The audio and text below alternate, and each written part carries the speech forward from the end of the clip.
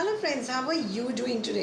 Friends, आज मैं आपसे बात करने चैलेंजेस की जो हम यूजुअली पब्लिक स्पीकिंग को लेकर फेस करते हैं और कई बार इन वजहों से हम लोग बीच में अपना कोर्स अधूरा छोड़ देते हैं या फिर अपनी प्रैक्टिस को बीच में ही छोड़ देते हैं और कहते हैं कि ये हम नहीं है।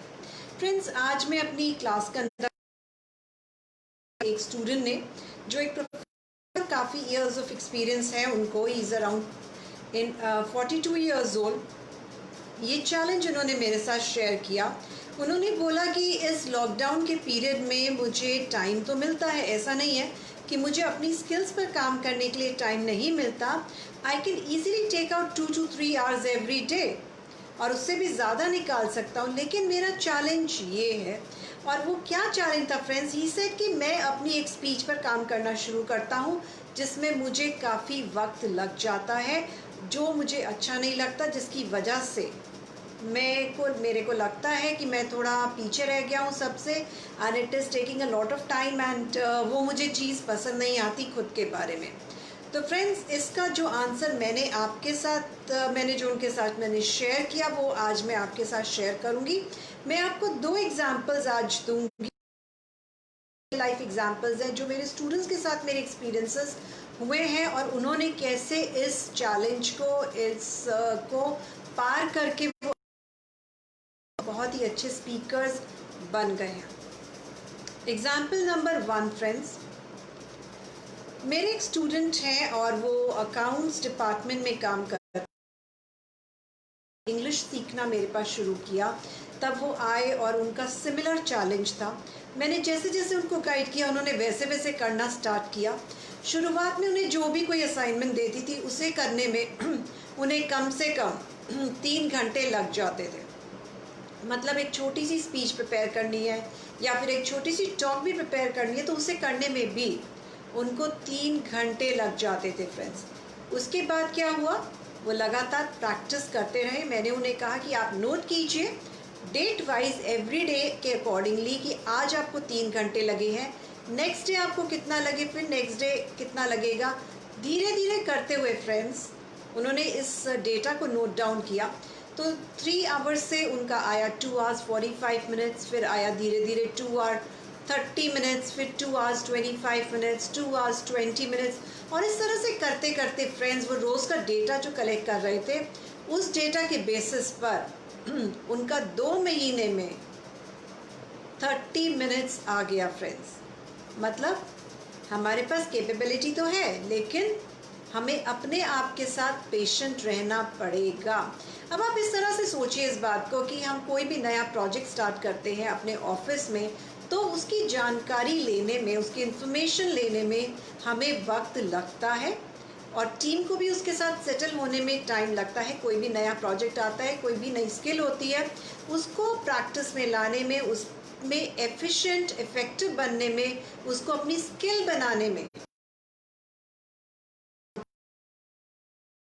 है माय फ्रेंड्स। तो सेम चीज़ हमारे साथ भी होती है। तो आप किसी भी स्किल को सीख रहे हैं तो एक बात सोच लीजिए, समझ लीजिए कि आपको उसे करने में वक्त लगेगा और ये ऐसा कुछ नहीं है कि वो थोड़े ही दिनों में कंप्लीट हो जाएगी जिस सिर्फ इसलिए कि आपके मन में कोई बात आई है और सिर्फ उसी वक्त वो पूरी हो जाए, ऐसा कुछ नहीं है। हमें कंसिस्टेंटली लगातार उसकी तरफ फ्रेंड्स मेहनत करनी पड़ती है। तो फ्रेंड्स ये था मेरा फर्स्ट एग्जाम्पल। तो फ्रेंड्स ये था मेरा फर्स्ट एग्जाम्पल जो मैंने आप सबके साथ शेयर किया। सपन बख्शी जी, हैप्पी वाली बैसाखी टू यू ऑल्सो। तो फ्रेंड्स मेरा जो सेकंड एग्जाम्पल है वो ये है, ये भी मेरे ही एक स्टूडेंट का है। इन्होंने मुझसे 4 महीने क्लास ली, बहुत ही अच्छी पोजीशन पर काम करते थे जब क्लास ली। He was the general manager of an organization, of a telecom organization, और इन्होंने बाद में मेरे साथ 4 महीने तक क्लास ली। आज ये डायरेक्टर लेवल पर है उस ऑर्गेनाइजेशन के, पर इन्होंने और प्रैक्टिस करते थे अपनी तरफ से एफर्ट और थे फ्रेंड्स, और उसकी वजह से ये 4 महीने इतने रिग्रेसली लगाए उन्होंने अपने गोल को अचीव करने के लिए, बिकॉज उन्होंने अपना ये गोल सेट कर लिया था कि मुझ में जो भी कोई कमी है पब्लिक स्पीकिंग को लेकर मैं उससे बेटर करूँगा, इस डेट तक मैं करके रहूँगा।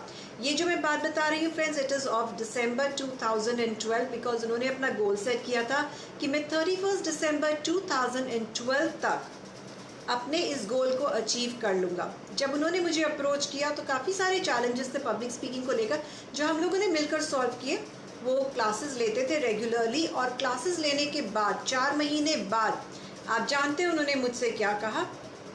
उन्होंने मुझसे कहा, काश ये क्लासेस मैंने पहले ले ली होती। यस माय फ्रेंड्स, आप इतने सालों इंतज़ार करते हैं अपनी छोटी सी कमी को पूरा करने के लिए, which is only an area of improvement.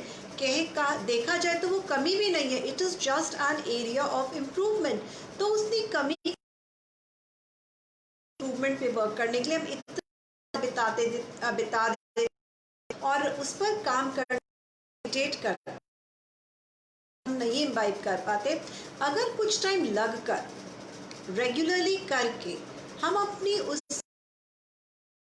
काम करें, कंसिस्टेंटली उस पर काम करें और एक अपना गोल बना लें उसे कि मुझे हर हालत में इस स्किल को अचीव करना है, तो फ्रेंड्स वो स्किल आपके पास आएगी ही आएगी। जब तक आप नहीं कर पाते हैं तब तक लगे रहिए उसको। तो फ्रेंड्स, कुछ लोग अपनी स्किल्स को जल्दी इम्प्रूव कर लेते हैं, लेकिन कुछ लोग थोड़ा वक्त लगाते हैं। तो अपने आप के साथ एडजस्ट करना सीखना चाहिए। हमारे को अगर थोड़ा सा वक्त लगता है तो कोई बात नहीं, लेकिन एटलीस्ट इतना तो है कि जो स्किल हमें आनी चाहिए थी और जिसे हम लर्न करना चाहते थे वो हमें आ रही है। उसकी तरफ बिना परेशान हुए, बिना हैरेस हुए, अपने आप को बिना परेशान किए, ensure that you words would like to consistently, regularly, and put your full heart and brain into it. Stay committed to your learning, and this is the only way by which you can achieve a particular skill. So friends, आपके कुछ भी questions है इस समय तो आप comment section में type कर सकते हैं इसको लेकर। आप लोगों में से जो लोग मुझे नहीं जानते, मैं आपको बता देती हूँ। मेरा नाम अंजलि गुप्ता है। मैं एक मोटिवेशनल स्पीकर हूँ और कोच हूँ पब्लिक स्पीकिंग की। मैं यूट्यूब पर और एफबी पर अपने वीडियोस को पोस्ट करती रहती हूँ। मैं एफबी पर रोज़ लाइव आती हूँ बिकॉज़ मैंने 2020 में ये रेजोल्यूशन लिया है और ऑल द 360 2020 में रेगुलरली एफबी पर